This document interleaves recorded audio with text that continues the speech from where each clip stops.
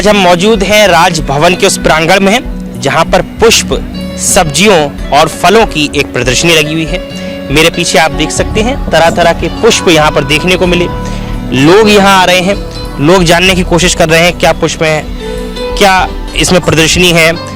अलग अलग वैरायटीज आपको देखने को मिलेंगी और अन्य कुछ स्टॉल्स हैं यहाँ पर जहाँ आप देखें कि किस तरीके से डहेलिया के कटे फूल, गुलाब के फूल, अलग अलग फूल, कुछ फल, कुछ पान के पत्ते, अलग अलग सब्जियां यहाँ पर देखने को मिली। So what you people are displaying here and what is the aim and objective of? Under the initiatives of the state government of Uttar Pradesh, so the Japanese company is collaborating with Uttar Pradesh states to for the agriculture innovations.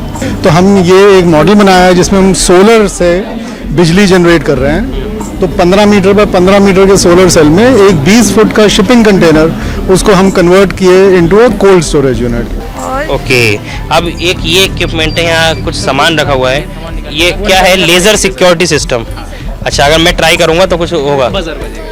अच्छा, मैं ये try कर रहा हूँ इसको छूने का, तो यहाँ पर ये देखिए आप बजर बज रहा है। हाथ मैंने डाला, बजर बज गया, हाथ निकाला, हट गया। हम मौजूद हैं इस समय प्रदेश की राजधानी लखनऊ के गवर्नर हाउस में, जहाँ पर पुष्प, सब्जी और फलों की एक प्रदर्शनी लगी हुई है। आज गवर्नर हाउस में एक बड़ा ही दिव्य दृश्य देखने को मिल रहा है। चारों तरफ यहाँ पर प्रदर्शनी लगी हुई है जहाँ पर तरह तरह के पुष्प, तरह तरह की सब्जियाँ, तरह तरह के फल देखने को मिलेंगे। आज का बड़ा दिवंगम एक दृश्य और बड़ा मनोरम दृश्य यहाँ देखने को मिलता है। बड़ी ही रूपरेखा से अलंकृत किया जाता है इस पूरे दृश्य को। यहाँ पर आप फूल देख सकते हैं। अलग अलग विभाग, अलग अलग लोग, अलग अलग संगठन, सबको एक जिम्मेदारी दी जाती है कि वो आए यहाँ पर एक बगीचा लगाए, एक फल लगाए, एक सब्जी लगाए, अलग अलग अपने दरबार लगाए। आप देखेंगे, आगे बढ़ेंगे तो ये देखिए, ये मुख्यमंत्री आवास की तरफ से ये भेजा गया है। ये अलग अलग जगहों से आया है। जैसे ये फूल है तो इसमें लिखा हुआ है कि ये प्रादेशिक फल शाकाभाजी की एक संख्या मात्र है। इधर आप देखेंगे तो ये तरह तरह के चित्रण बनाए गए हैं। आज सभी स्कूल के, सभी संगठनों के लोग यहाँ मौजूद होते हैं। हर साल प्रत्येक वर्ष ये प्रदर्शनी 3 दिन के लिए चलती है, जहाँ पर आप कला का एक बड़ा ही मनोरम दृश्य देख सकते हैं। अब आप देखिए, एक ये दरबार बनाया गया है। ये राम दरबार की तरह आप देख सकते हैं इसको।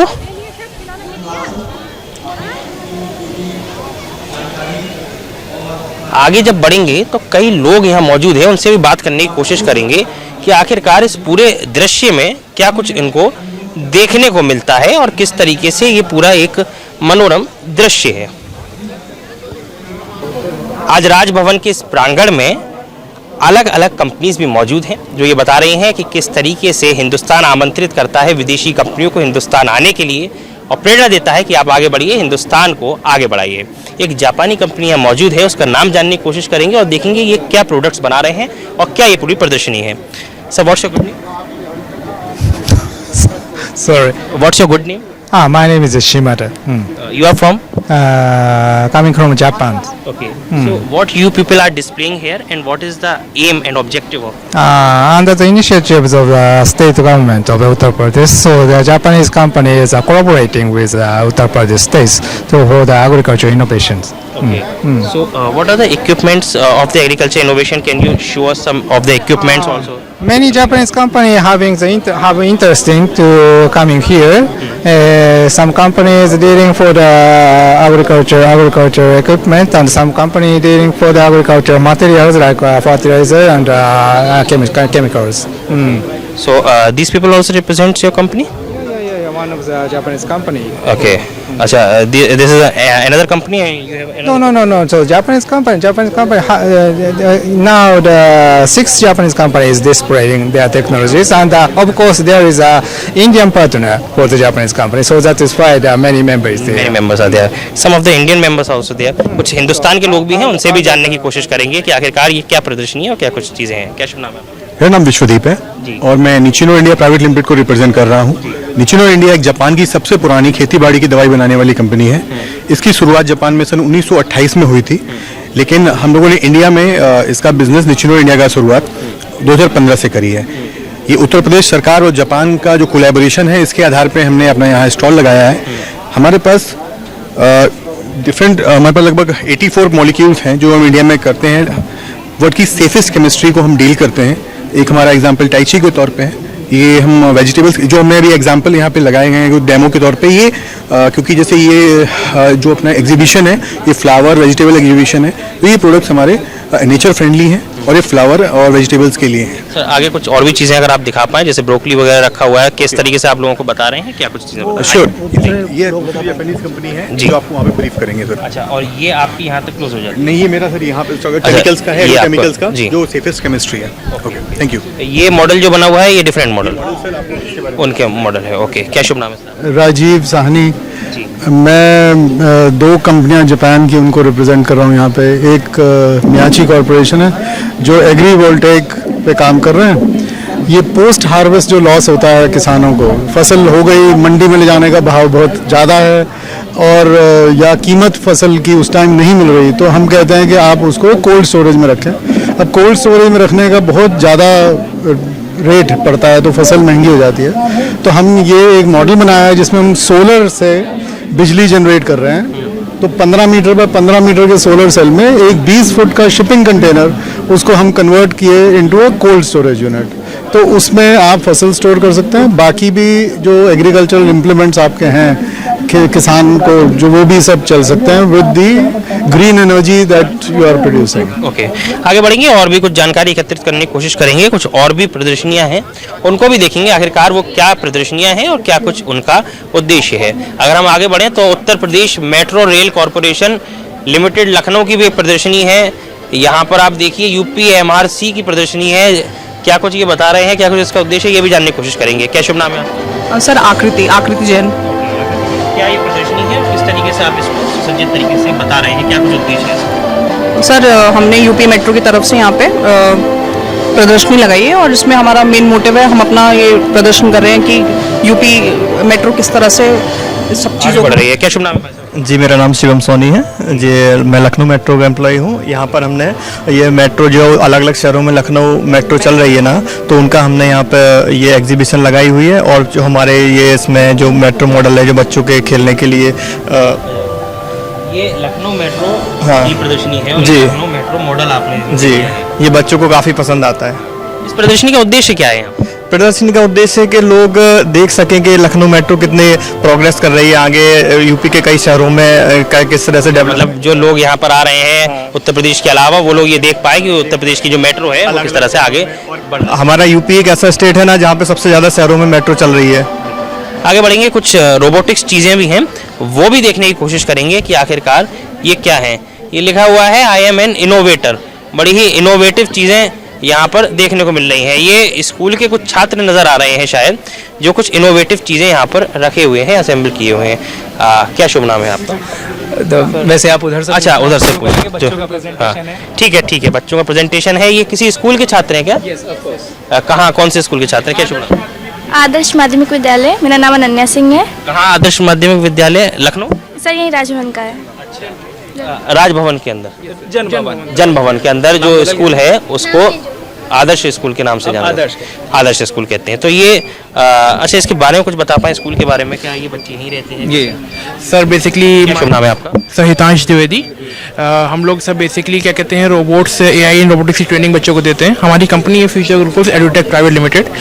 सो बेसिकली क्या कहते हैं, इसमें हम लोग का ये रोल ये है कि मोर देन 300 स्कूल्स में हम लोग ऑपरेट करते हैं CMS विभाग में। अब गौरजा मैम को हम लोग का प्रोसीजर अच्छा लगा, तो उन्होंने ये कहा क्या कहते हैं कि यहाँ पे भी हम लोग एक लैब सेटअप करें और बच्चों को AI एंड रोबोटिक्स के बारे में। अब आगे बढ़ेंगे, अब ये जानने की कोशिश करेंगे कि आखिरकार क्या कुछ टेक्नोलॉजिकल चीज़ें हैं यहाँ पर और कैसे आप उसको आगे बढ़ा रहे हैं। ये लिखा है सर्वेंट रोबोट। जी सर। सर बेसिकली इसका काम है to serve the people. Like आपको क्या कहते हैं, क्या चीज़ चाहिए, किसी चीज़ को डेडिकेट, प्लीज़ वर्किंग आप दिखाइए। जी। तब तक और आगे बढ़ जाते हैं और चीज़ें देखते हैं। ये आपने जो पूरा मॉडल बनाया है, क्या मॉडल है, क्या दिखाना चाहते हैं? ये RFID गेट सिस्टम है सर। और हमारे पास जैसे सोसाइटी वगैरह होती है, वहाँ पे पार्किंग लॉट होता है, तो उसके लिए सर जैसे सोसाइटी के पास एक कार्ड होता है, हमारे कार्ड में कोड है और हम इसे यहाँ पे प्लेस करते हैं। जब प्लेस करते थे ये ओपन हो जाता है गेट। और ओके, अब एक ये इक्विपमेंट है, यहाँ कुछ सामान रखा हुआ है, ये क्या है? Laser security system. अच्छा, अगर मैं ट्राई करूँगा तो कुछ होगा? अच्छा, तो अच्छा मैं ये ट्राई कर रहा हूँ इसको छूने का, तो यहाँ पर ये देखिए आप बजर बज रहा है, हाथ मैंने डाला बजर बज गया, हाथ निकाला हट गया। तो ये बच्चे हैं जो सीख रहे हैं। क्या शुभ नाम है आपका? मेरा नाम नव्या गुप्ता है, कौन सी क्लास में पढ़ते हो? 8th में। 8th क्लास में, और बच्चे ये बना रहे हैं कि आप हाथ डालिए लेजर सिस्टम। तो ये भी सोचिए कि मतलब हिंदुस्तान कितना आगे बढ़ रहा है तकनीक में। ये क्या बनाया है आपने मॉडल? ये है नाइट लैम्प, जी, ऑटोमेटिक नाइट लैम्प। अच्छा ऑटोमेटिक नाइट लैम्प बनाया कि आप इस पे हाथ रखेंगे। अच्छा, सनलाइट हटते ही अच्छा सनलाइट का पूरा उसमें ये है कि अगर आपने इसमें अंधेरा कर दिया तो ये अपने आप ऑन हो जाएगा। एक ये बड़ी अच्छी मशीन देखने को मिल रही है, 3 डायमेंशनल प्रिंटर। अच्छा, 3D डायमेंशनल प्रिंटर आपने यहाँ रखा हुआ है। क्या शुभ नाम है? प्रांजल। ये प्रांजल कैसे बनाया है आपने, किस तरह से चीज़ें? ये पार्टिकल होते हैं, इनको जोड़ के ये बना। कहाँ से सीखा आपने? ये पीछे सर ने सिखाया? ये सर। अच्छा, ये इलेक्ट्रॉनिक डिवाइस ये है वोटिंग मशीन। देखिए जिसको लेकर पूरे हिंदुस्तान में विवाद है, ये इलेक्ट्रॉनिक वोटिंग मशीन आपने रखी है जी। ये किससे बना है? 3D प्रिंटर से। अच्छा, ओके। 2 घंटे में यही प्रिंट हुआ है एक्चुअली। अच्छा, तो यहाँ से आप मतलब कोई भी चीज़ प्रिंट कर सकते हैं, कोई प्रोडक्ट प्रिंट कर सकते हैं। ओके, एक एक लेयर आप ध्यान से देखेंगे तो एक एक लेयर डिपॉजिट हो रहा है। ये जो आपने ये डॉगी बनाया है, तो ये मतलब पूरा का पूरा इससे बना है? अगर आप कैमरा नीचे पॉइंट करेंगे तो आप देख सकेंगे एक एक लेयर डिपॉजिट कर रहा है वो धीरे धीरे धीरे धीरे। अच्छा, ये नीचे आप देख सकते हैं, ये बना रहा है मतलब कोई चीज़। तो ये इसको आप कमांड कैसे देते हैं, कैसे बताते हैं कि ये डॉगी बनाना है? प्रॉपर एक कोड करके SD कार्ड में यहाँ इंसर्ट कर देते हैं, SD कार्ड लगा हुआ है। ओके, तो SD कार्ड में आपने ये कोड इंसर्ट कर दिया और यहाँ से ये जा रहा है। इसको क्या बोलेंगे? Filament element. Filament element. और इससे आप ये देखिए गौर से कि ये इसको बना रहा है, मेल्ट करके वो डिपॉजिट करता जाता है धीरे धीरे। धीरे धीरे उसको डिपॉजिट करके बना रहा है। अच्छा सर, ये एक बड़ा विवाद चलता रहता है EVM को लेकर, ये क्या आपने बना रखा है ये पूरा? ये आपका एक EVM है, हाँ। Electronic voting machine. आपको जो भी इस पर्टिकुलर सिनेरियो में, इस पर्टिकुलर सेटअप में जो भी आपको प्रोजेक्ट अच्छा लग रहा है वोट करेंगे, हम लोग फाइनल डे एक छोटा सा रिजल्ट डिक्लेयर करेंगे। ओके, हाँ। तो इस तरीके से इसमें चीज़ें हैं। यस। ये भी अलग अलग प्रोडक्ट्स बनाए हुए हैं। जय विज्ञान जय हिंदुस्तान, क्या प्रोडक्ट है ये? मेरा नाम मीमा यादव है। ये मॉडल है। और ये क्या है? ये व्हील चेयर है। Voice control. तो कैसे चलेगी ये? चलाइए इसको।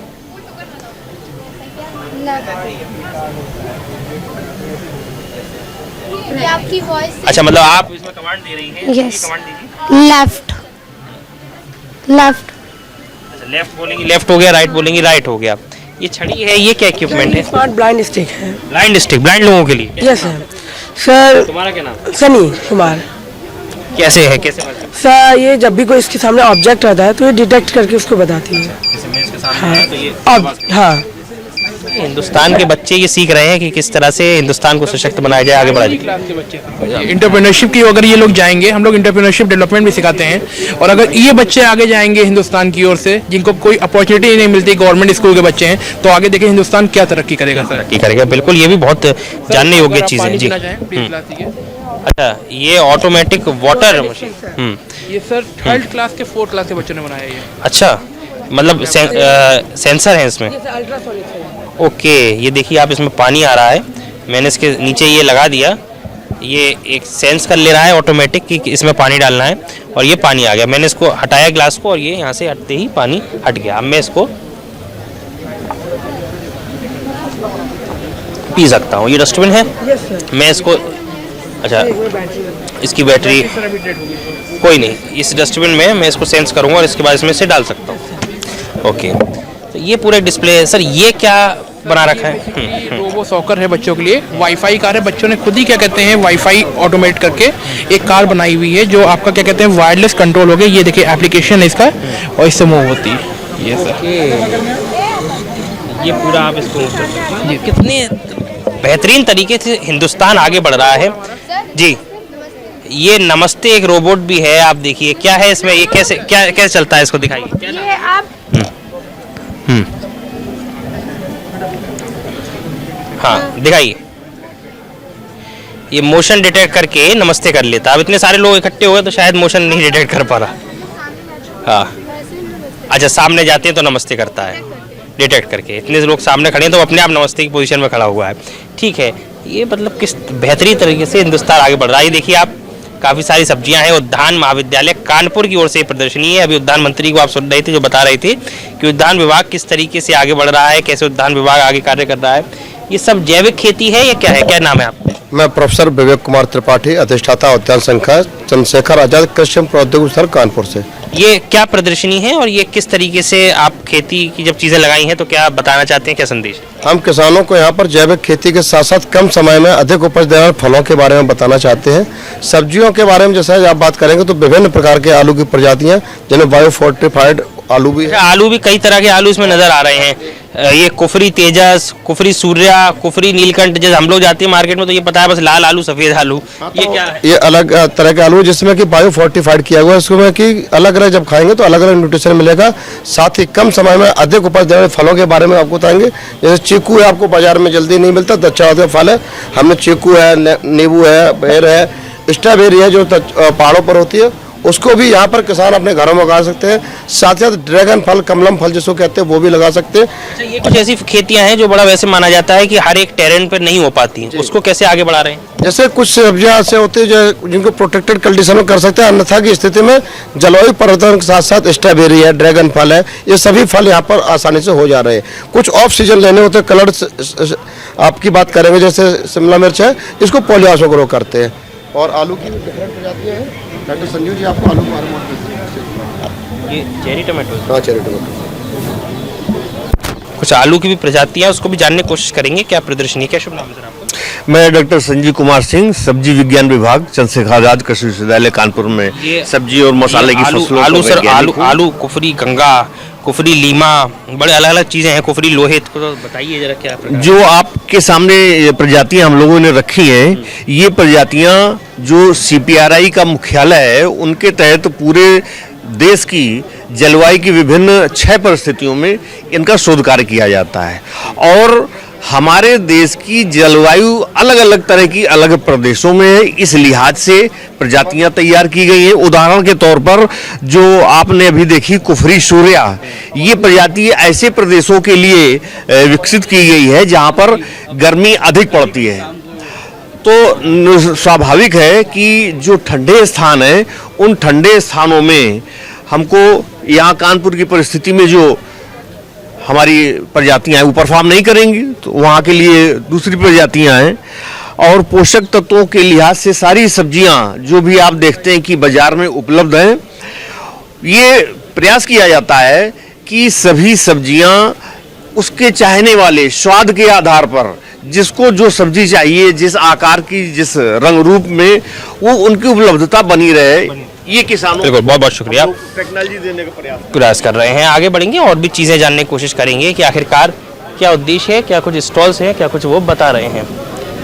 जी, अभी आपने देखा कि हिंदुस्तान की जो जैविक खेती है वो किस तरह से आगे बढ़ रही है, ये देखने को मिला। अब जब हिंदुस्तान में जापान की कंपनी आती हैं, वो किस तरह से हिंदुस्तान को आगे बढ़ाने के लिए बात कर रहे हैं, वो भी जानने की कोशिश करेंगे। What's your good name? My name Yeah. is Hiroshi Yoshioka Okay. from Mabiol Inc. This is your company? Yes. Mabiol Inc. Yes, What I'm you are CEO. representing? You are CEO. What you are representing here? We are using this plastic film Okay. instead of soil. Okay. Instead of soil, you are using plastic film. Yes, but this is not ingredient. not usual film Yeah. because this film absorbs water and fertilizers for plants. You see, here is the liquid fertilizer, and on top we set this plastic film. Then this film absorbs water and fertilizers from underneath the film. Okay. And so with the layering, you take the irrigation to the next level with the layerings. we irrigate the liquid fertilizer underneath the film, and then plants adhere their roots on top of the film. Then they can absorb the water and fertilizers. However, this film does not absorb virus or microbes, so we can reduce the chemicals. Okay. So moreover, we could say that Japanese companies expanding in India because of the good irrigation system in the India and the fertility of the soil. So you are just helping the people how they can increase their business and these vegetables. Are you promoting the जैविक खेती और गैर जैविक खेती? You understand जैविक और गैर जैविक? I don't know. I can't understand. Anyway, we have introduced this technology into the CES. Actually, in India, what we are going to propose, or what the people love, is that they propose the made in India products, and they used to love the products that are made in India and without any chemical. But you are talking about the chemicals for this oil. I mean, we can reduce the pesticides. Yeah. And also we can reduce the water consumption by using this film.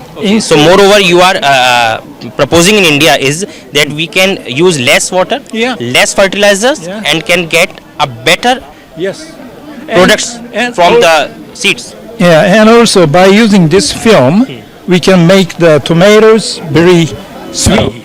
You have made the tomatoes very sweet. Yeah, sweet and delicious. Okay. Because the water in the film. This is organic. Totally, these are the organic. We can not say this is organic, but the water inside the film is very difficult to absorb for plants.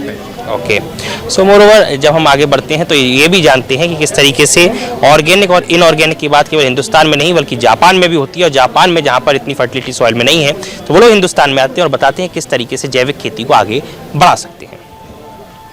हमारे साथ माननीय मंत्री दिनेश प्रताप सिंह जी मौजूद हैं, उनसे बात करने की कोशिश करेंगे क्या कुछ कार्यक्रम की विशेषता है और आज गवर्नर हाउस में जो कार्यक्रम हो रहा है उसको लेकर क्या कुछ विभाग की तैयारी है, क्या कुछ प्रदर्शनी है। सर, क्या कुछ प्रदर्शनी है और क्या विभाग की तैयारी है? देखिए, फूल फल और सागबाजी की प्रदर्शनी राजभवन में पहले से लगती आई है, लेकिन आज का ऐतिहासिक स्वरूप महसूस होता है कि महामहिम राज्यपाल महोदया ने जिस रूप में राजभवन को जनभवन के रूप में परिवर्तित किया है, आप सब देख रहे हैं, पूरा लखनऊ वासी, पूरे उत्तर प्रदेश वासी आज राजभवन के कोने में जाकर के, किचन में भी जाकर के देख के आ रहे हैं। जो पहले ये लोगों की पहुंच से दूर हुआ करता था राजभवन, ऐसा माना जाता था, और उसके भीतर फूलों की जितनी तरह की, हजारों नहीं लाखों तरह की आज की तारीख में यहाँ पर प्रजातियाँ लोगों को देखने के लिए मिल रही हैं, जो मस्तिष्क को सकारात्मक ऊर्जा भी देती हैं और महसूस कराती है कि हमको ऐसे फूलों के साथ जीना चाहिए, फूलों को उगाना चाहिए और फूलों के किसानों को प्रमोट करना चाहिए। ये हमको पुष्प प्रदर्शनी प्रेरणा देता है। बहुत तरह की साग भाजियाँ यहाँ पर तो लोगों के देखने के लिए लगाई गई हैं। तो मैं समझता हूँ कि किसानों को भी और सामान्य नागरिक दोनों के ये फायदे की प्रदर्शनी है, और अब तक के मैं समझता हूँ जितनी भी प्रदर्शनी इतने वर्षों में हुई, सबसे बेहतर प्रदर्शनी इस समय आयोजित की गई। सर, बहुत बहुत शुक्रिया। आप थे हमारे साथ उद्यान मंत्री दिनेश प्रताप सिंह, जो ये बता रहे थे कि ये पूरी प्रदर्शनी किस तरीके से विभाग ने इसमें तैयारियां करी हैं। अब आप आगे चलेंगे तो इस प्रांगण में देखेंगे किस तरीके से मंत्री, गवर्नर अभी कुछ देर में यहाँ पहुंचेंगी, पूरी प्रदर्शनी को देखेंगी। यहाँ पर आर्मी के सुसज्जित तरीके से यहाँ पर आर्मी की एक फेरी बनाई गई है। आर्मी के आप देख सकते हैं किस तरीके से यहाँ पर इलस्ट्रेशन किया गया है अलग अलग चीज़ों का। अब ये ब्रह्मोस मिसाइल है, इसका एक स्वरूप यहाँ बनाया गया है, और यहाँ पर मंत्री जी को जो यहाँ के लोग हैं, जो इससे जुड़े हुए लोग हैं, वो बता रहे हैं, व्याख्यात कर रहे हैं कि किस तरीके से यहाँ पर चीज़ें, प्रदर्शनी जो है वो प्रदर्शित की गई हैं। आज हम मौजूद हैं राजभवन के उस प्रांगण में जहाँ पर पुष्प, सब्जियों और फलों की एक प्रदर्शनी लगी हुई है। मेरे पीछे आप देख सकते हैं तरह तरह के पुष्प यहाँ पर देखने को मिले। लोग यहाँ आ रहे हैं, लोग जानने की कोशिश कर रहे हैं क्या पुष्प हैं, क्या इसमें प्रदर्शनी है। अलग अलग वैरायटीज आपको देखने को मिलेंगी। लोग यहाँ पर बड़ा एक उत्साह का वातावरण देखने को मिलेगा, क्योंकि ये सारे वो फूल हैं जो अलग अलग राज्यों से, अलग अलग जगहों से मंगाए गए हैं, और इनकी एक सुंदर प्रदर्शनी लखनऊ के राजभवन प्रांगण में लगाई गई है। ये पीछे पूरा एक कार्यक्रम, बड़ा ही भव्य कार्यक्रम आप देख सकते हैं। ये 3 दिन की प्रदर्शनी लखनऊ में चलेगी, जिसका आज शुभारंभ हुआ है। इसको प्रादेशिक फल, शाखा भाजी एवं पुष्प प्रदर्शनी के नाम दिया गया है। यहाँ पर बड़ी संख्या में लोग आ रहे हैं, और अन्य कुछ स्टॉल्स हैं यहाँ पर, जहाँ आप देखें कि किस तरीके से डहेलिया के कटे फूल, गुलाब के फूल, अलग अलग फूल, कुछ फल, कुछ पान के पत्ते, अलग अलग सब्जियां यहाँ पर देखने को मिली। कुल मिलाकर उत्तर प्रदेश उत्तम प्रदेश बनने की ओर अग्रसर है और लखनऊ की ये कवायद, चाहे माटी कला महोत्सव हो, चाहे ये पुष्पों की एक प्रदर्शनी हो, चाहे फलों की प्रदर्शनी हो, सब्जियों की प्रदर्शनी हो, या हमारी जैविक खेती को आगे बढ़ाने की उद्यान विभाग की पहल हो, सारी की सारी सराहना की जा रही है। क्या शुभ नाम है सर? हमारा नाम संजीव गुप्ता है, हम अलीगंज से आए हैं और यहाँ आके इतना मन हमारा प्रसन्न हो गया जिसका कोई जवाब नहीं। आके प्रसन्न हो गया, बहुत बढ़िया लगा आके यहाँ के जो है अच्छा लगा आपको? कई सारे लोग यहाँ जब आते हैं, देखते हैं, चीज़ों को जानते हैं, कोशिश करते हैं किस तरीके से उत्तर प्रदेश उत्तम प्रदेश बनने की ओर अग्रसर है। तो आप देखेंगे कुछ अन्य लोग भी यहाँ मौजूद हैं, सर से बात करने की कोशिश करेंगे। सर क्या शुभ नाम है आपका? मैं डॉक्टर दिलीप अग्निहोत्री, राज्य सूचना आयुक्त हूँ जी। और इस बार जो हम देख रहे हैं कि कुछ नई चीज़ें बहुत अच्छे ढंग से इस प्रदर्शनी में जोड़ी गई हैं, चल तो रहा है बहुत वर्षों से। तो भारत की जो पहचान रही है वो कृषि से और सभ्यता संस्कृति से रही है। हम ये दोनों चीज़ यहाँ पे देख रहे हैं। यहाँ पे काशी मथुरा और अयोध्या जी की भी झांकियाँ हैं, फूलों से बनाई हुई झांकियाँ हैं। और संस्कृति की बात करें तो ये है, और उसमें अगर कृषि उत्पाद को जोड़ दें तो राज्यपाल आनंदीबेन पटेल जी कहती भी रही हैं कि वो किसान की बेटी है और वो जानती है किसानों की समस्या। सरकार भी प्रयास कर रही है किस तरह से किसानों की आय दुगनी होगी, इस दिशा में निरंतर बढ़ रहे हैं। मैं समझता हूँ कि इस प्रकार की जो प्रदर्शनी है वो किसानों के लिए तो लाभप्रद है ही, विविध आय के उनको जानकारी यहाँ पे मिल रही है, मिलेगी। और इसके साथ ही जो शहरों में रहने वाले, जो गमलों में सौंदर्य उगाने वाले लोग हैं, उनको भी यहाँ पे बहुत अच्छी जानकारी मिलेगी। एक अच्छी प्रदर्शनी में हम सब सहभागी हो रहे हैं। बहुत धन्यवाद सर। चूंकि इतना बड़ा विभाग आप देखते हैं और विभाग के माध्यम से चीज़ें जब आगे जाती हैं तो क्या लगता है अब जो पूरा ये लोगों को एक संदेश रहेगा, क्या कुछ एक बेहतर संदेश लोगों, क्योंकि आम जनता के लिए जब दरवाजे राजभवन के खुलते हैं और इस तरह की प्रदर्शनी देखने को मिलती है तो केवल जैविक खेती या फूलों को ही नहीं, एक अन्य वातावरण को भी बढ़ावा मिलता है। क्या कुछ उद्देश्य? जी बिल्कुल। जैसे आपने कहा कि राजभवन, अब तो इसका नाम बदल गया, जन भवन हो गया। और सच्चे अर्थों में ये जो सैलाब यहाँ पे देख रहे हैं तो कुछ ही दिन पहले नामकरण हुआ, आज वहाँ पे हम उसके दर्शन भी कर रहे हैं। आपने कहा कि ये केवल सीमित अर्थ में नहीं है प्रदर्शनी, तो एक राजभवन के जन भवन के परिसर में आयोजित हो रही है, लेकिन इसका जो संदेश है वो पूरे प्रदेश के लिए, पूरे देश के लिए है कि जब हम विकसित बनते हैं तो विकास के कई आयाम होते हैं। उसमें स्वास्थ्य, शिक्षा, कृषि, उद्योग सब कुछ शामिल है।